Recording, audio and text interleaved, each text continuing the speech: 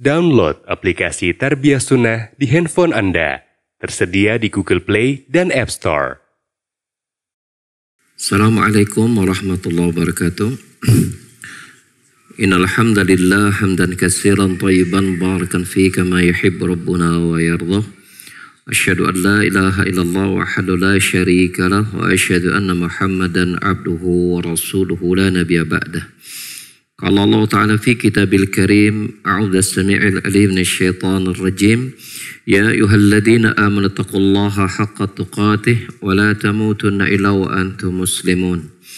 Ya ayyuhan nasu taqu rabbakum alladzi khalaqakum min nafsin wahidah wa khalaqa minha zawjaha wa bassa minhuma rijalan katsiran wa nisaa'a wattaqullaha alladzi tasaaluna bihi wal arham innallaha kana 'alaikum raqiba.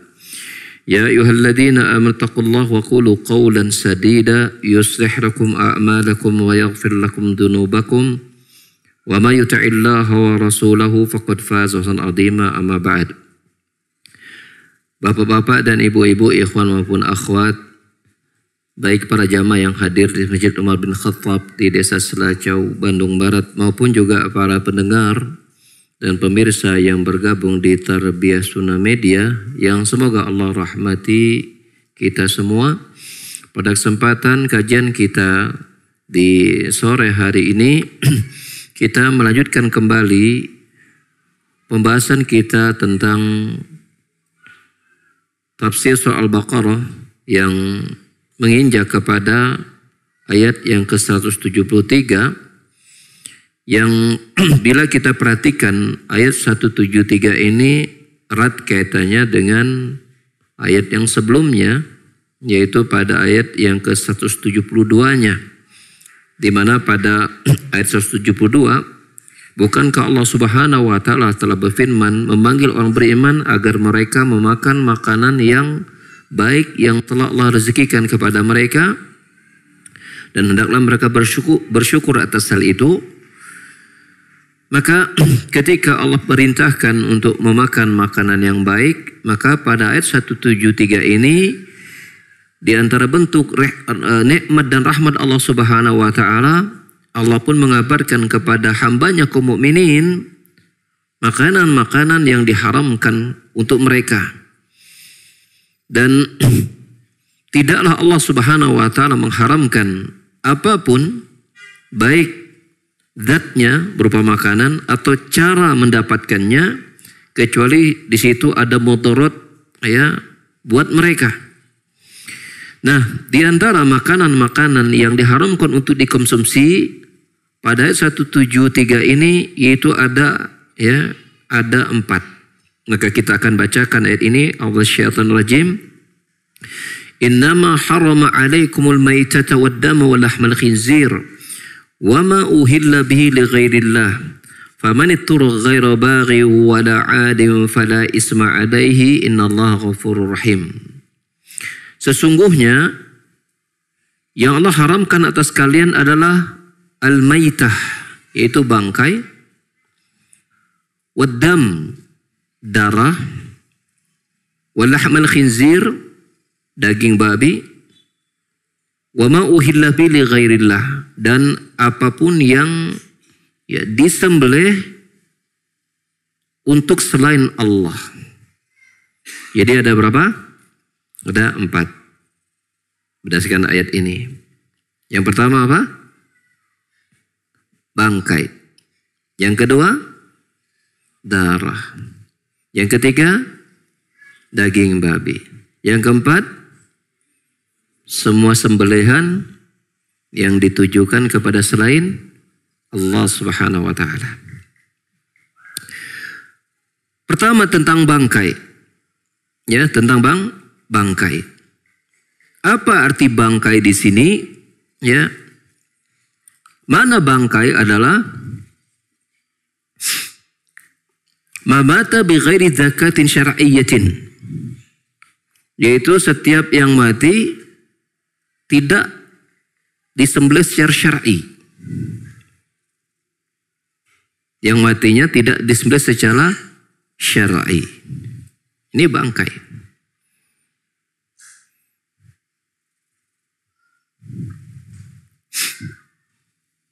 Misal matinya karena tertabrak. Ya.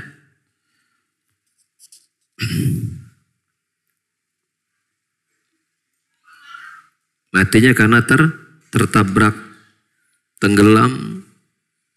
Ya. Yang intinya mati tidak melalui proses penyembelihan.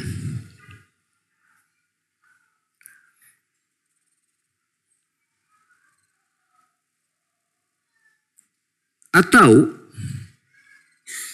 dia disembelih, namun ketika menyembelihnya tidak menyebut nama Allah. Nah, misalnya ya menyebut nama Nabi misalnya, bi ismi Isa, ya dengan nama Isa misalnya. Bi ismi Musa, bi ismi Asep misalnya. Bukan nama selain Allah Subhanahu wa taala. Ya. Atau dia disembelih tapi yang menyembelihnya bukan seorang muslim. Yang menyembelihnya bukan seorang muslim. Ya. Bukan seorang muslim di sini ya terbagi menjadi dua. Ada ahlul kitab dan ada selain ahlul kitab. Kalau ahlul kitab siapa di sini? Yahudi dan Nasrani. Kalau selain mereka maka bukan ahlul kitab. Disebutnya musyrikin. Apapun agamanya. Apapun agamanya. Maka bila ahlul kitab ini menyembelihnya dengan menyebut nama Allah, halal bang sembelihannya. Dia misalnya Nasrani, ketika dia menyembelih dia menyebut Bismillah. Yahudi Bismillah, maka halal dimakan. Tapi kalau dia menyebutnya nama selain Allah, haram. Bahkan seorang muslim pun haram. Sedangkan selain Alkitab mau nyebut nama Allah, komo selain nama Allah, haram secara mutlak. Faham? Faham ya?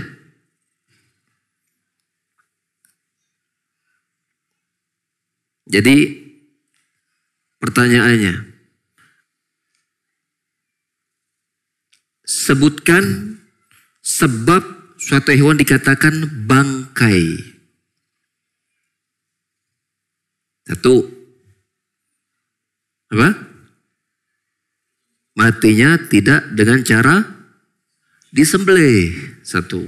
Apapun misalnya mau dicekik, mau disetrum, ditembak, ketabrak, apapun. Kalau bukan disembelih, maka namanya bangkai. Sebab yang kedua, ini yang nyembelihnya orang muslim nih, yang nyembelihnya orang muslim. Nah, disembelih tidak dengan nama Allah. Yang ketiga, yang nyembelihnya ya bukan selain Alkitab, udah. Gitu. Bukan selain Alkitab. Ya, kalau Alkitab yang menyembelih itu halal ya. Ini dibahas nanti dalam surah Al-Maidah. Kalau antum ini terdapat dalam surah Al-Maidah yang kelima. Itu bisa dibuka. Al-Maidah yang kelima dihalalkan sembelihan Alkitab. Ya, ketika dia menyembelih dengan menyebut nama Allah Subhanahu wa taala.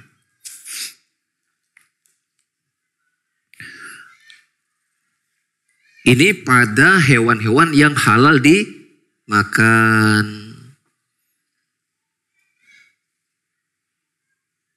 Ya. Bangkai. Ya. Yang pertama tentang bangkai. Yang kedua Allah sebutkan adalah darah. Adalah darah. Maksudnya darah di sini ya, yaitu darah yang ngucur ketika disembelih. Kan ketika sembelih itu darah tuh ngucur.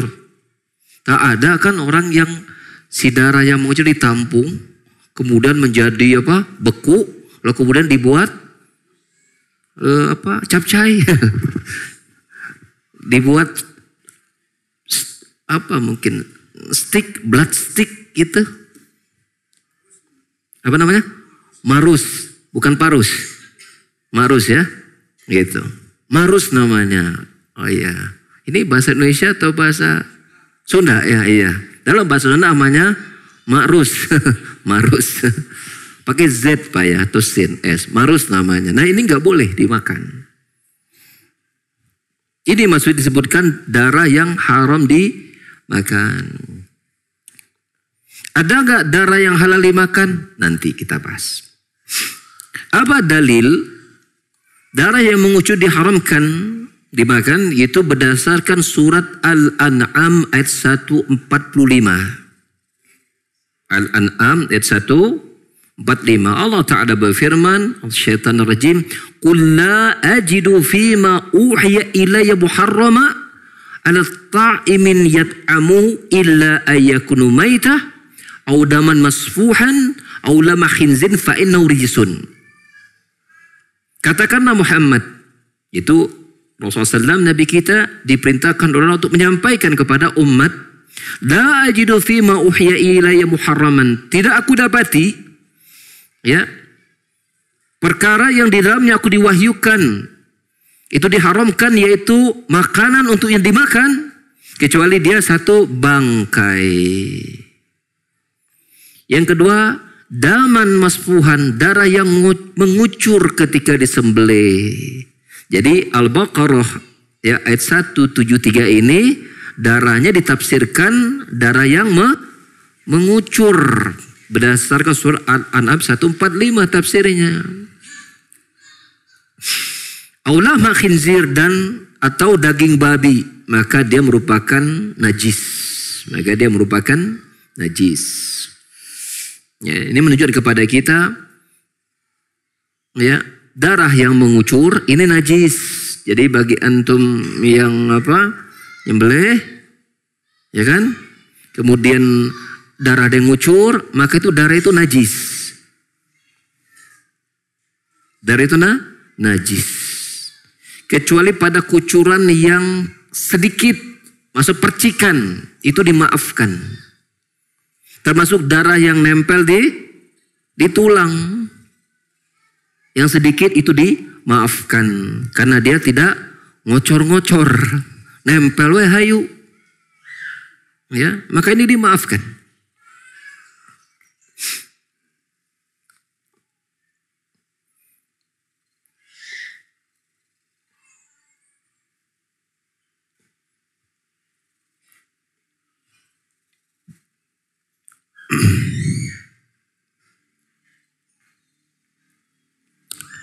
Yang kedua ada darah bangkai. Bangkai di sini sudah kita sebutkan tadi, termasuk disebut bangkai ma quti'a min bahimatin ya fahuwa mayyitun.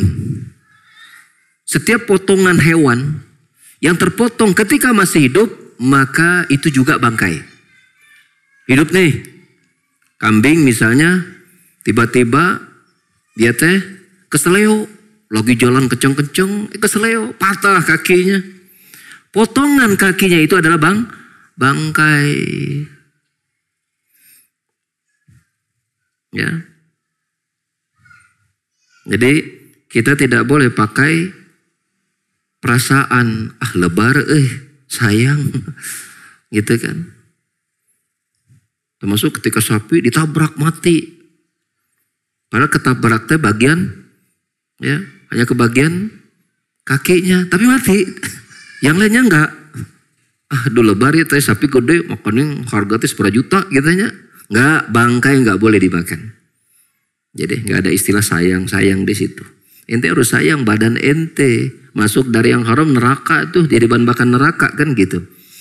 Kullu lahmin nabatat min suhtin ya, fanaur aula bihi, kata Nabi SAW. Setiap ya daging yang tumbuh dari yang haram, maka neraka lebih pantas untuk daging tersebut.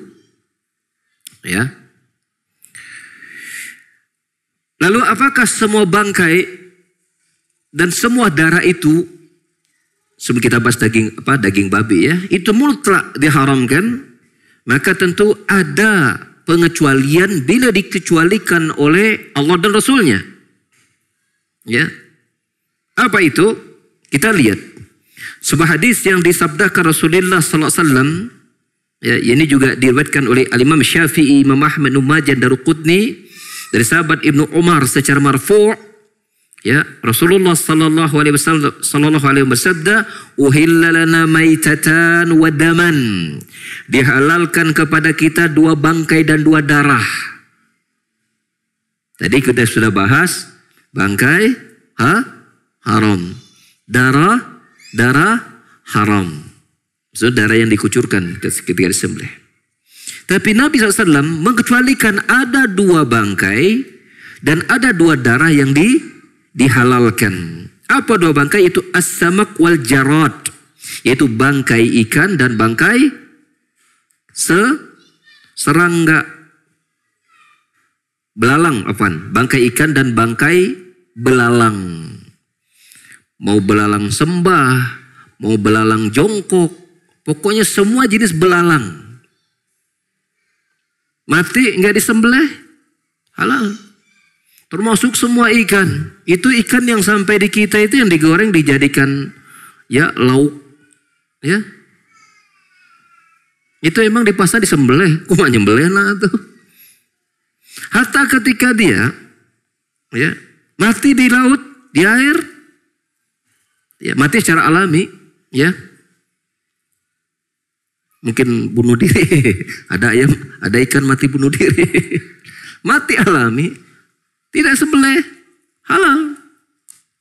Walaupun ikannya ikan raksasa, ikan paus misalnya. Bahkan secara umum semua hewan laut, hewan air itu halal. Qala Rasulullah SAW fil bahar, wat-tahuru ma'uhu wal-hilu maitatuhu. Rasulullah SAW berkata tentang air laut, ya, dia suci airnya dan ya halal bangkainya. Halal bangkainya. Maka hukum itu dengan ghalibnya. Apakah dia hewan air atau hewan darat? Dilihat keumuman dia hidup di mana. Kalau ikan secara umum hidup di laut, maka halal. Semua yang berbau air, hidupnya di air atau mayoritas di air, maka halal. Apakah itu udah kita bahas namanya mungkin anjing laut, kuda laut, gajah laut, babi laut, ya, tikus laut, semua binatang darat yang itu hidupnya di laut, di air, maka halal. Adapun yang di darat, maka patokannya adalah kalau dia bertaring yang memakan daging, nama disebut dengan nama apa? Karnivora, karnivora. Kalau memakan sayur-sayuran namanya, tumbuh-tumbuhan namanya herbivora. Kalau makan keduanya namanya aingpora itu. Omnivora ya. Gitu. Itu kita tuh. Daging sikat, tumbuh-tumbuhan masuk gitu kan. Seperti itu.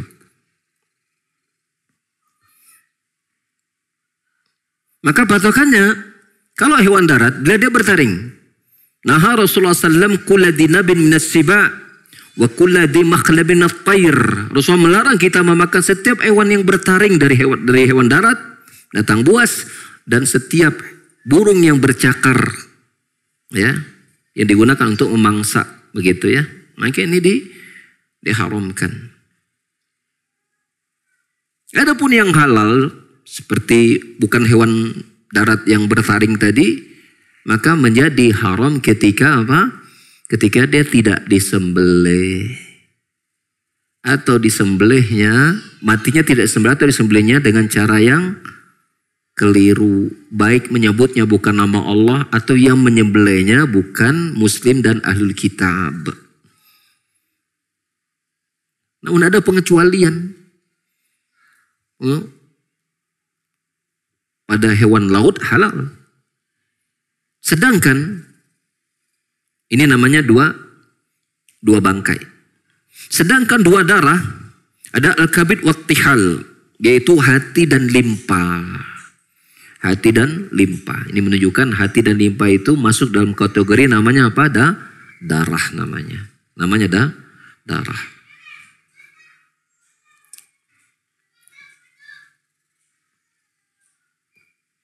Ini yang kedua. Jadi bangkai dan darah.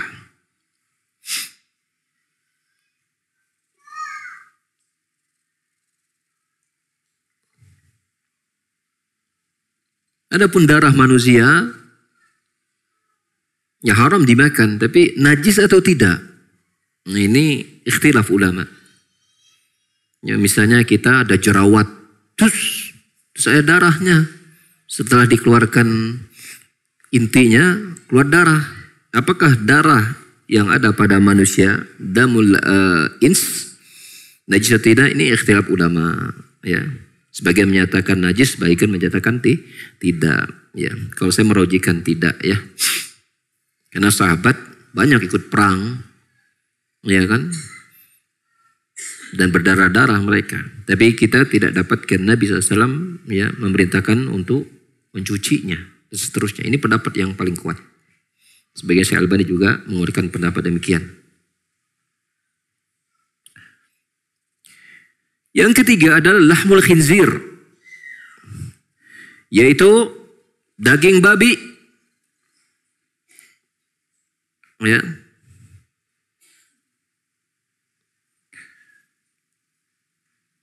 Babi, khinzir, ini ma'ruf, ya. Hayawan ma'rufun qadar.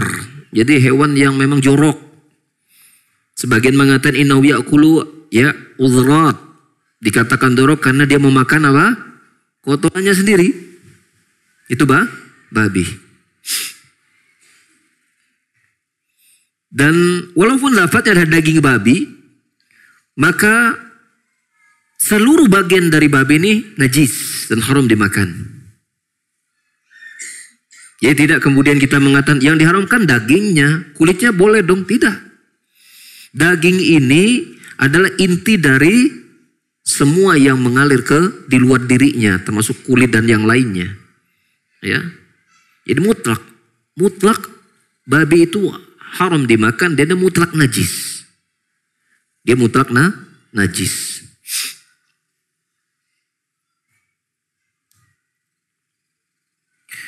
Jadi kita sudah sebutkan diharamkan darah, kedua pertama bangkai, yang kedua darah, yang ketiga daging babi.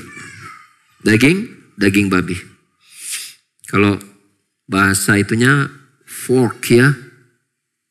Fork itu berarti daging babi. Kalau babinya sebagai hewan pig. P-I-G, pig. Tapi dagingnya namanya fork. Ya. Jadi kalau jangan terkecoh dengan tulisan asing orang tengah arti. Apalagi pakai bahasa Mandarin. Harus tanyakan dulu. Yang keempat adalah wa ma uhilla bi ghairillah. Juga diharamkan ya memakan hewan yang disembelih lalu diperuntukkan bukan kepada selain Allah Subhanahu wa taala. Ya, mungkin ketika nyembelihnya menyebut nama Isa atau nama Nabi kita Muhammad atau nama malaikat Jibril atau nama berhala, misalnya Lata, Uzza, Manat dan seterusnya. Ya. Kan haram. Lalu kemudian setelah semua itu diharamkan oleh Allah Subhanahu wa taala, maka pada situasi-situasi tertentu disebut dengan namanya darurat, ya, Allah membolehkan. Allah melanjutkan ucapannya, firman-Nya, "Famani turra ghairu baghi wala 'adin fala isma 'alaih." Maka barang siapa yang terdesak dalam keadaan darurat, Ya, yang artinya bila dia tidak makan dan minum saat itu maka akan membawa kepada kematiannya. Selama dia tidak baghin. Ya. Baghin itu diartikan tidak ada keinginan ngajak gitu pengen cari makanan haram, nggak ada keinginan. Ya, ini betul-betul darurat. Betul-betul darurat. Kalau dia tidak makan, ya, maka bisa mati. Ya. Wala adin, dan dia tidak berlebihan. Artinya ketika kedaruratannya hilang, dia berhenti. Misal, ya, tidak ada makanan yang halal di situ kecuali yang haram, misalnya babi tadi. Dan dia kadang sangat lapar. Bila dia tidak makan dia mati. Maka daging itu menjadi halal saat itu. Maka sementara dia sendiri tidak ada keinginan makan babi. Ini betul-betul darurat. Mau tidak mau nggak ada lagi makanan. Ya. Maka kedaruratan itu menghalalkan yang diharamkan tadi. Namun, bila ternyata yang dia makan babi tadi cukup membuat dia bertenaga hanya sekedar mungkin makan paha daging babi tadi, maka dia tidak boleh nambah. Kagok itu enak gening daging babi. Cek batur teh, maksudnya batur orang kufarnya. Cek mereka teh babi teh ngena gening gitu kan. Ternyata keterusan, maka terusnya lebih itu haram. Kecuali kata para ulama, saya menjelaskan di sini dalam tafsirnya, kecuali bila dia melihat dia ini harus melakukan perjalanan atau waktu sangat panjang dan dia melihat bahwa makanan belum tentu ketemu lagi kecuali hari ini, maka dia boleh apa? Menyiapkannya menjadi bekal. Disetok kalau bahasa kita. Disetok, itu boleh. Hanya untuk stok. Kalau nanti ternyata lapar yang memuncak, betul-betul memuncak lapar, dan bisa membawa kepada kematiannya, maka dia boleh makan stok yang sudah dia simpan tadi, sisihkan tadi. Yang menjadi ikhtilaf ulama, bagaimana bila tidak ada bangkai di situ kecuali bangkai manusia? Tidak ada bangkai di situ kecuali bangkai manusia. Ya, Imam Ahmad memutlakkan nggak boleh sama sekali. Dan mazhab Hambali. Imam Syafi'i membolehkan. Imam Syafi'i membolehkan. Ya, jadi orang Asia termasuk Indonesia, mazhabnya Syafi'i agak aman kalau lapar. Kan bisa jadi saat kelaparan banyak orang yang mati kan? Bukan karena dibunuh. Bukan kanib, kalau bahasa kita ya kanibal ya. Makan daging manusia. Ini ulama beda pendapat. Imam Ahmad memutlakkan, ini berarti orang Timur Tengah pakai Hambali, enggak boleh. Asia Indonesia pakai Syafi'i, enggak boleh. Ya seperti itu. Allahu a'lam bissawab. Ya. Saya nggak berani merojikan yang mana ya. Ini hanya berikan informasi doang. Memberikan informasi doang. Ya. Karena mungkin nanti di lapangan kekuatan iman orang mungkin beda-beda nanti di lapangan ya.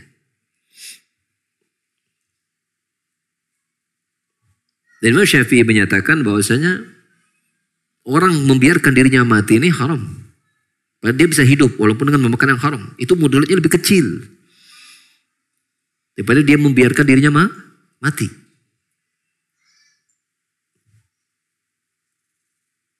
Apalagi sengaja bunuh diri. Ya, ini lebih besar lagi keharamannya. Apalagi sengaja mogok makan. Ya, yang akhirnya mati. Ini lebih lagi diharamkan.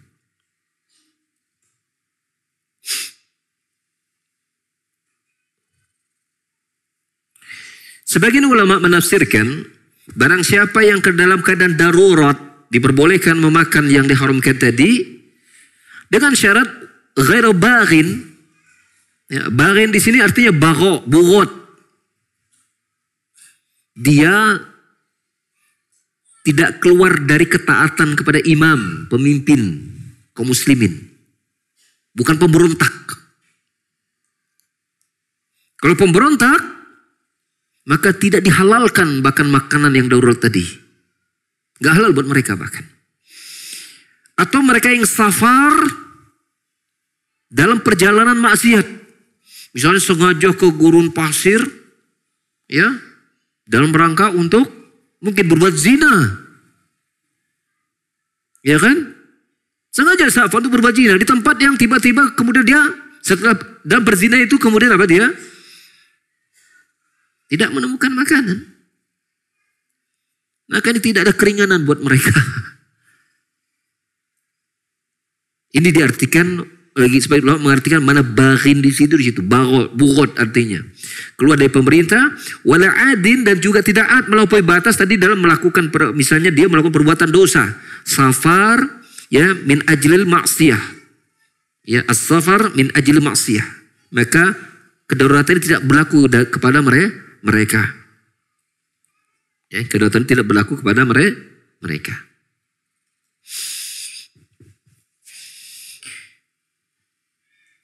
Dan seorang muslim yang darurat memakan yang diharamkan oleh Allah Ta'ala tadi, ya, dan itu sebatas kebutuhan dia, maka Allah mengatakan, fala isma alaihi, maka tidak ada dosa baginya, innallaha ghafurur rahim, sesungguhnya Allah Maha Pengampun lagi Maha Penyayang. Maka menunjukkan di antara rahmat Allah Subhanahu wa Ta'ala adalah Allah membuat syariat buat umatnya, buat hambanya.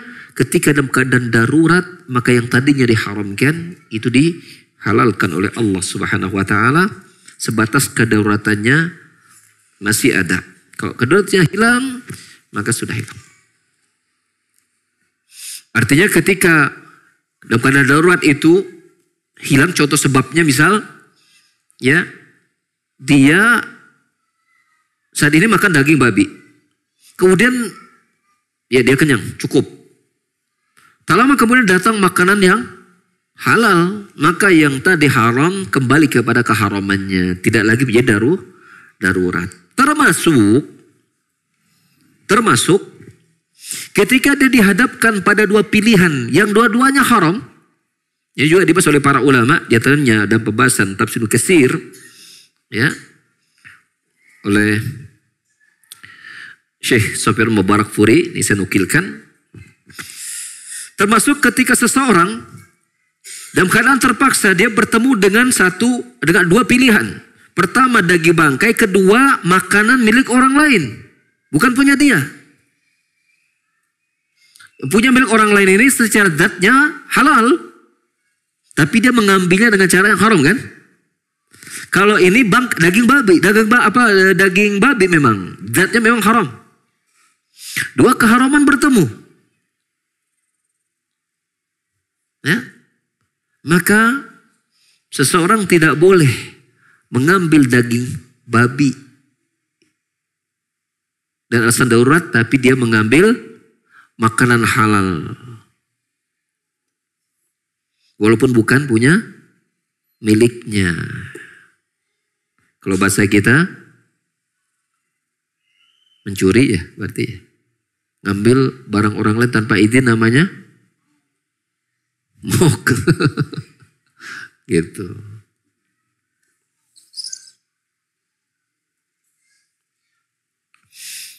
Dan ini ulama tidak ikhtilaf.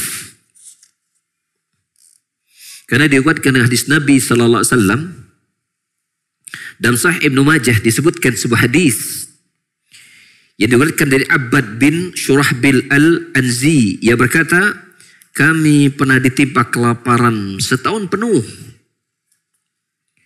Lalu aku datang ke Madinah. Maka aku pun memasuki sebuah kebun dan mengambil beberapa tangkai tanaman. Kemudian aku menggesek-gesekkannya dan setelah itu aku memakannya. Dan beberapa tangkai lagi aku letakkan di dalam bajuku. Tak lama kemudian sang pemilik kebun datang dan tahu tentu si sahabat ini sedang mau tanya, sedang maling. Datang langsung memukulku, kata ya Abbad bin Syurahbil ini. Serta mengambil bajuku. Jadi tadi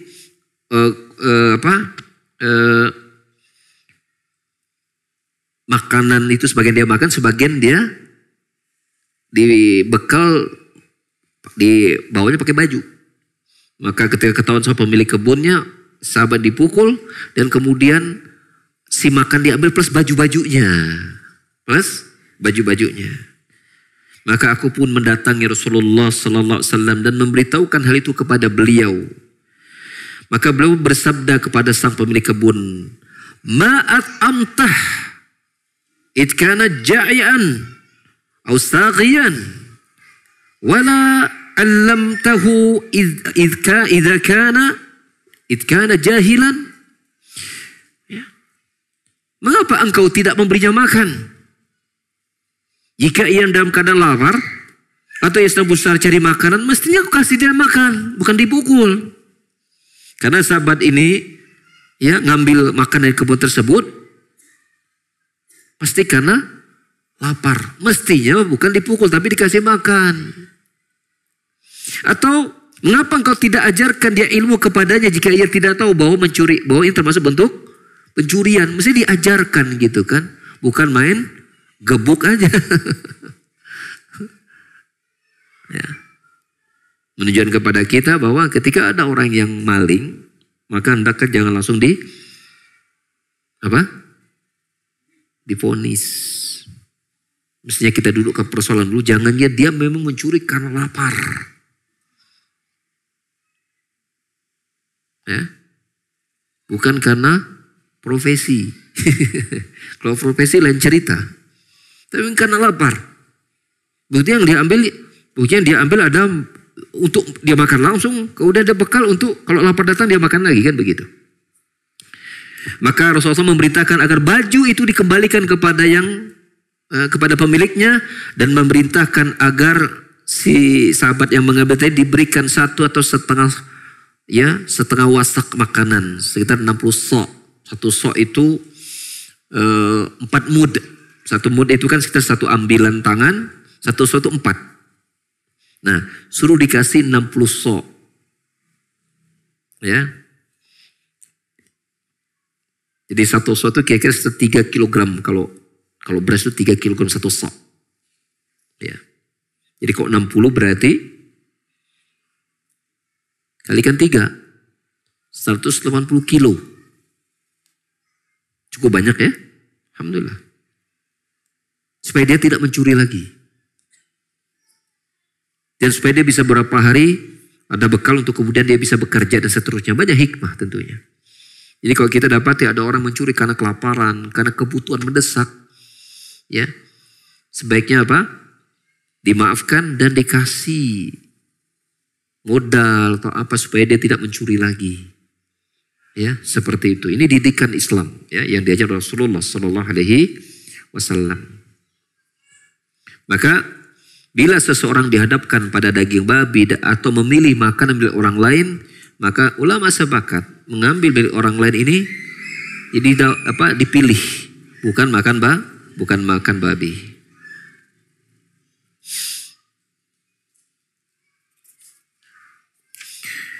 Dari ayat ini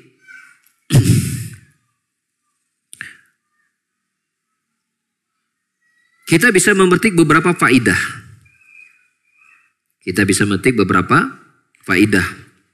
Yang pertama, ya 4 makanan yang Allah haramkan berdasarkan ayat ini. Yaitu apa tadi? Bangkai, darah, kemudian apa?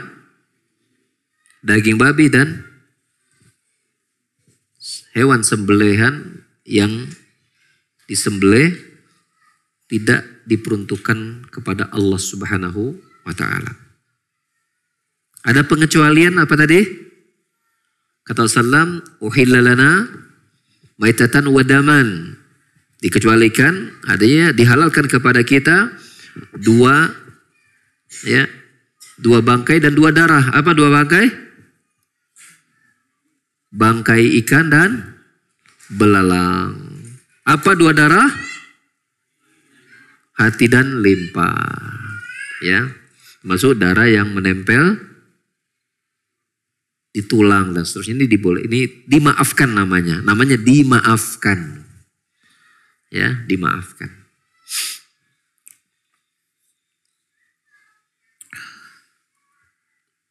Faedah yang kedua, anna tahrima wa tahlila ilallah. Ya.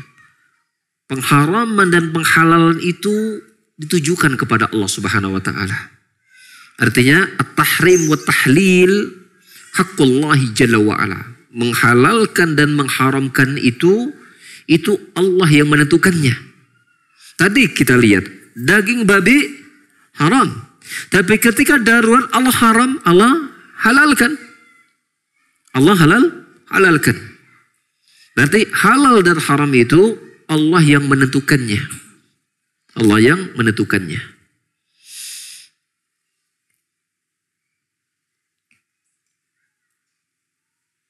Faedah lain,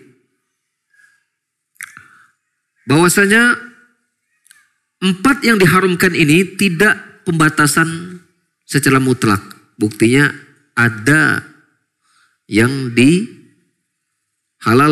dari bangkai dan darah yang sudah kita sebutkan tadi. Ya, berdasarkan hadis Nabi sallallahu alaihi wasallam.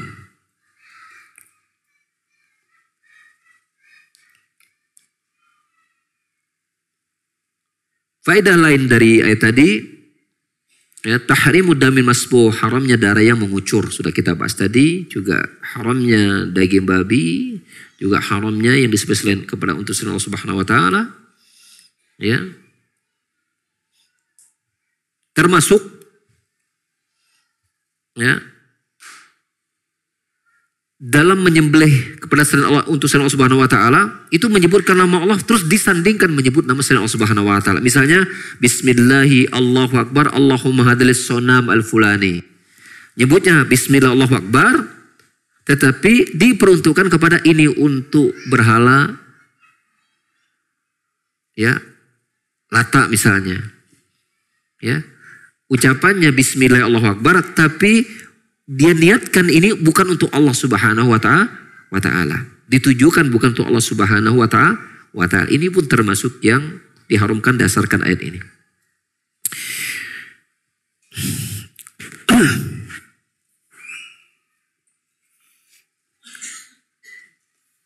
Baik. Sebelum kita sebutkan faedah berikutnya, tadi orang musyrikin itu yang dia sembelih ini hewannya hewan yang halal dimakan atau tidak? Konteks ayat ini halal. Biasanya kambing ya. Ya. Tapi nyembelihnya ada musyrikin. Maka faedahnya adalah anna syirka kad yuasir al-khobas fil a'yan. Sesungguhnya kesyirikan kadang-kadang memberikan dampak negatif kepada ya zat-zat tertentu, kepada materi-materi tertentu. Ya, orang musyrik ini najis secara makna. Misalnya si musyrikin ini, ya, dia udah mandi, nggak ada kotoran apapun. Ketika dia nyembelih pun dilarang dalam agama kita. Kenapa? Karena kekafiran, kesyirikan itu kita tidak tahu apa hikmah, tapi memberikan pengaruh kepada ya hewan yang disembelih. Entahkah bagaimana berubahnya apa segala macam, Allahu a'lam. Jadi walaupun yang disembelihnya itu daging yang halal, tapi yang nyembelihnya adalah musyrikin ya, bukan ahli kitab ya, maka hewan disembelih itu memberikan pengaruh buruk ya. Sehingga orang yang mengkonsumsinya itu juga memberikan pengaruh kepada dirinya. Kita dapati bahwa jelas ada hubungan, kata para ulama, orang yang mengkonsumsi yang haram dengan perilakunya itu ada pengaruh. Ada pengaruh. Ya.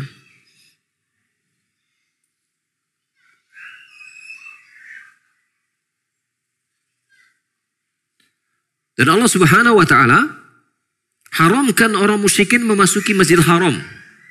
Dan surah At-Taubah 28, innamal musyrikuna najasun fala yaqrabul Masjidil Haram ba'da amim hada. Sungguh orang musyrikin itu najis, mereka tidak boleh mendekati Masjidil Haram setelah tahun ini, kata Allah Subhanahu wa taala. Secara fisik padahal mereka bukan ini ya, tetapi karena najisnya secara makna, tetap badan mereka pun Allah tidak izinkan untuk memasuki masjid, badan mereka.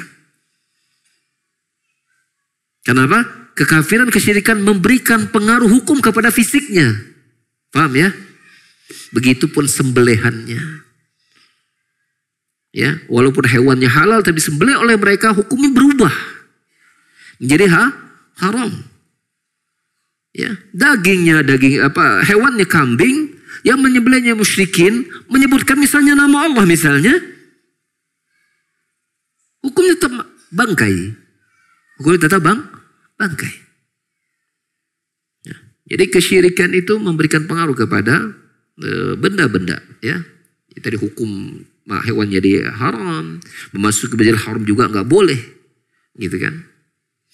Kemudian Allah Subhanahu wa taala dalam ayat tadi juga menyebutkan diharamkan memakai hewan-hewan yang disembelih bukan untuk Allah Subhanahu wa taala. Maka menunjukkan setiap apapun yang disembelih harus ikhlas untuk Allah Subhanahu wa taala. Ya, nah ini cocok dengan konteks kurban sebentar lagi akan kita laksanakan. Ya. Allah taala berfirman, la yanalallaha luhumuha wala dima'uha walakin yanalu ya. Yanaluhu at-taqwa minkum. Tidak akan sampai kepada Allah ya daging-daging yang disembelih, ya. Kurban itu daging-daging yang dimakan atau dibagikan, darah dikucurkan, tidak akan sampai kepada Allah. Yang sampai adalah ketakwaan dari kalian. Maksudnya keikhlasan kan ketika berkurban. Baik dalam rangka untuk ya ini syiar agama, dalam rangka untuk melawan kebakhilan diri kita, dan mereka untuk mencari ridho Allah Subhanahu wa taala, ya. Adapun selain itu, ya, baik bagi seorang muslim mungkin karena riya, maka ini nggak boleh. Ya. Walaupun disembelihnya secara syar'i, sesuai sunnah, ditarbiyah sunnah, tetap niat hatinya harus karena Allah Subhanahu wa taala. Ya. Jadi berkurban itu bukan unjuk pamer untuk menunjukkan tuh lihat ya satu-satunya yang berkurban dengan 1 ekor sapi dengan hijina sapi aing misalnya katanya enggak boleh. Ada surya ujub dan lain, enggak boleh. Bukan berarti kita tidak mencari yang terbaik. Cari yang terbaik, luruskan niat tapi maksudnya. Cari yang besar, cari yang bagus. Mumpung harta ada, cari yang paling bagus. Tapi luruskan niat. Kalau sholat, cari yang paling depan. Karena itu yang paling bagus. Ya. Tapi luruskan niat. Kalau untuk urusan kebaikan kata Allah fastabiqul khair, berlomba-lomba dalam kebaikan. Wong Nabi saja menyatakan idza salahadukum al-jannah fasal firdaus fa innaha 'ala jannah yaumil qiyamah. Jika salah saudara kalian ingin meminta surga, doa sama Allah minta surga, cari surga yang paling tinggi yaitu firdaus. Betul. Dan Rasulullah tidak mengatakan yang boleh minta surga firdaus semua para sahabat saja, yang boleh minta surga para ulama saja, yang boleh minta surga para dai ustaz saja, ya, yang boleh minta surga marbot saja, yang kira-kira jarang ke masjid gitu ya, pulang ke masjid doa itu ingin minta firdaus, enggak, siapapun boleh. Bayangkan Rasulullah SAW untuk hal kebaikan minta kepada Allah yang terbaik, dalam beribadah yang terbaik. So, cari yang paling depan. Cari yang paling depan. Cari yang terbaik. Berlomba-lomba kita untuk cari yang paling depan. Tapi dengan syarat tidak zalim ya, begitu. Berusaha. Bagaimana sih caranya Ustaz? Cari yang paling depan gampang. Ya. Antum jadi muadzin. Itu satu. Kedua datang sebelum orang lain datang. Ini bisa muat berapa nih sob depan? 20? 15? 25? 25 cukup banyak. Ya, 25 cukup banyak. Berlomba-lomba cari yang paling depan. Ya. Jadi dalam hal kebaikan kita jangan minder, ya. Karena itu bekal kita dari kiamat. Tinggal luruskan niat, niat. Faedah lain dari ayat tadi adalah ad-darurata tubihul mahdhur. Kedarurat itu membolehkan atau menghalalkan yang diharamkan. Itu kaidah. Ad-daruratu tubihu al-mahdhurah. Itu kaidah fikih. Ya, kaidah fikih ad-darurah tubihu al-mahdhurah. Kedaruratan menghalalkan atau membolehkan yang diharamkan. Ya.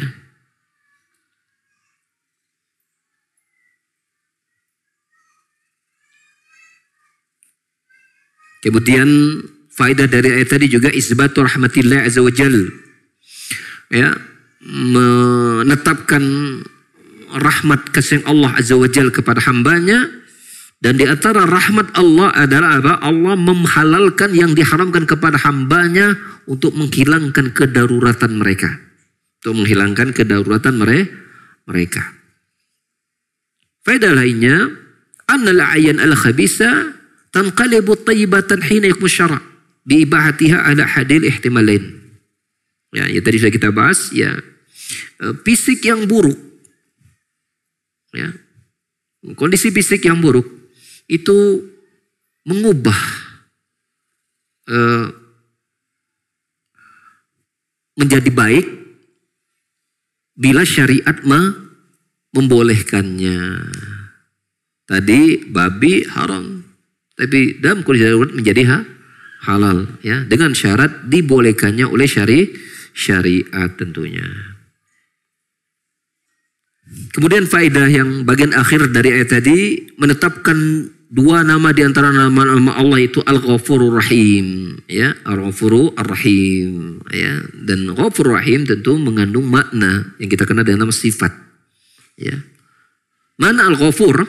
Mana Al-Ghafur? Ghafur itu diambil secara kata itu dari mighfar. Mighfar itu kalau baju perang ada penutup itu, nah tuh. Apa? Yang sampai menutup kelihatan itu apa namanya? Topeng. Topeng perang, ya.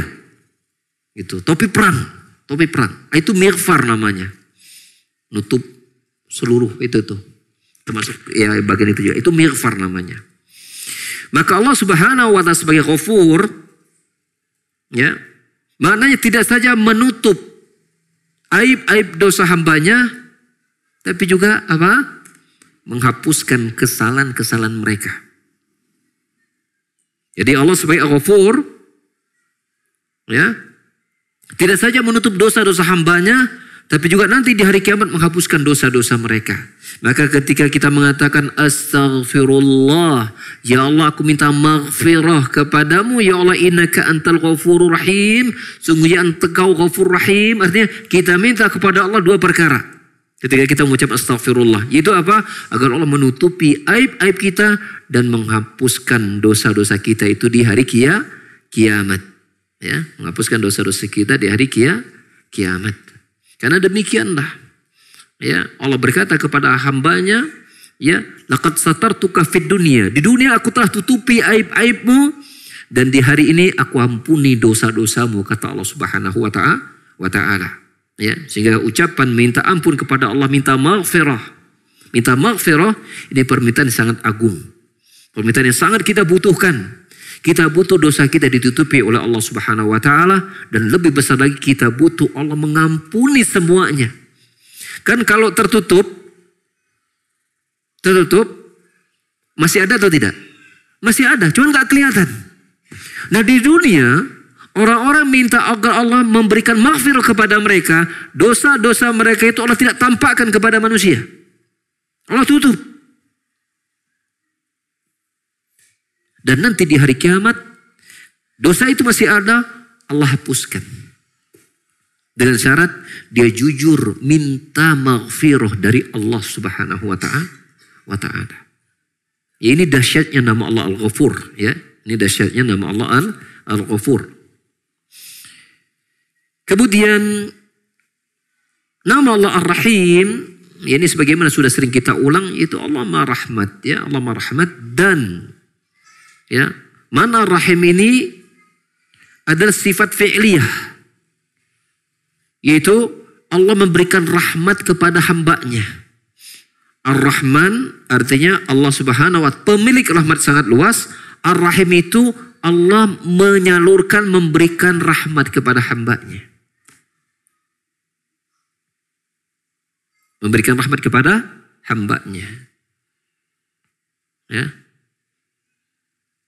Nah, Allah Subhanahu wa ta'ala memaafkan ketika seorang muslim memakan yang diharamkan dalam adanya Allah maafkan. Dan itu bentuk kasih sayang Allah Subhanahu wa ta'ala. Itu konteks Ghafurur Rahim pada ayat tadi. Ghafur, Allah maafkan ketika mereka memakan yang haram. Dan Rahim, itulah bentuk kasih sayang Allah Subhanahu wa ta'ala kepada mereka. Ya. Ini kurang lebih jamaah faedah-faedah yang bisa kita petik ya dari pembahasan kita surat Al-Baqarah 173 tadi, dan semoga memberikan banyak manfaat kepada kita ya, dan semoga Allah Subhanahu wa ta'ala yang menjaga kita dari perkara-perkara yang buruk ya, baik keburukan secara makna sifat ya ataupun keburukan secara dzatiyah ya, secara bendanya. Dan semoga Allah tunjukkan kepada kita hal-hal yang baik. Allah fikna bihalalika an haramik wa aghnini bifatika amman siwak ya. Semoga Allah cukupkan kita dari perkara yang halal, selamat dari yang haram ya. Dan semoga Allah cukupkan kita dengan semua karunia-Nya ya, dan sehingga kita tidak butuh kepada selain dirinya. Jadi banyak kita baca itu Allah makfini bihadalikan haramik waghnini bifatika amman siwak. Walaupun konteksnya itu konteks doa minta dilunasin utang itu. Itu doa agar lunas utang. Itu banyak doa itu. Allah makfini bihalalikan haramik waghnini bifatika amman siwak. Ya Allah, cukupkan aku dengan perkara yang Allah kau halalkan agar tidak butuh pada yang haram. Dan cukupkan diriku sehingga tidak membutuhkan sendirimu. Ya. Berhutang itu membuat kita kayak selalu butuh sama orang lain gitu kan. Maka dengan doa itu kita baca, cukup jadikan engkau cukup bagiku ya Allah dan tidak butuh yang lain. Harapannya mudah-mudahan Allah lunaskan hutang kita sehingga kita nggak butuh sama orang lain. Ya, itu doa yang sangat luar biasa Rasul ajarkan kepada kita. Allah makfini bihalalikan haramik. Ya Allah, cukupkanku dengan perkara yang kau halalkan sehingga aku tidak butuh yang haram. Dan cukupkan aku dengan karuniamu ya Allah sehingga aku tidak membutuhkan selainmu ya Allah Subhanahu wa ta'ala. Baca itu ya sebanyak mungkin agar Allah Subhanahu wa ta'ala kabulkan. Dan bila Allah kabulkan, pertanda mudah Allah menginginkan surga kepada kita. Amin Allahumma amin. Jazakumullahu khairan wa barakallahu fikum. Subhanakallahumma hamdika asyhadu an la ilaha illa anta astaghfiruka wa atubu ilaik. Assalamualaikum warahmatullahi wabarakatuh.